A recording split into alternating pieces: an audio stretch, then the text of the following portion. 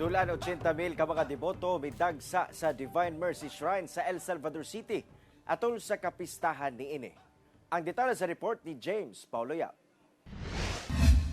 Adlong Sabado pa lang, dagsa na ang mga deboto nga misulod sa Divine Mercy Shrine sa Barangay Ulaliman, Salvador City sa Misamis Oriental. Ang uban kanila, gikan pa sa nagkadaiyang lugar sa nasod ingon man abroad. Pipilasab kanila ang naglatag na lang og tent aron din hina magpabuntag aron sigurado nga makaapil sa misa sa sugat sa kapistahan sa Divine Mercy.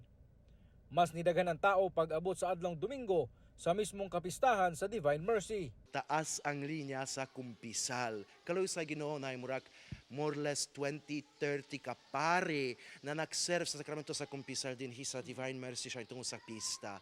So this is why the celebration of Divine Mercy Feast is so important. Sumala sa El Salvador City Tourism Office, halos 80,000 katao ang mibisita sa shrine sa duha ka adlaw nga kapistahan. Naana pod ni napaakan og katong scorpion, 1 year old and 8 months nga bata from Davao City, but gi-treat man siya diretso dito sa medical station nga nakaresponde. Gikan siya sa atong deployed nga mga kapulisan, sir. Generally peaceful and no untoward incident man pod, kaluoy sa Dios. Dako ang pasalamat sa mga Marian priest ug Divine Mercy Foundation nga mao'y nagdumala sa shrine tungod mibalik na kuno ang kabibo sa kapistahan sa Divine Mercy. Ang nalipayon tanan dinhi sa Divine Mercy Shrine na mas daghan mga pilgrims na pwede mo sulod, pwede nagsimba, na interested kayo sa pagbalik sa katong selebrasyon sa pista. Kauban si Jaybert Pairat sa kamera. Ako si James Paulo Yap para sa One Mindanao.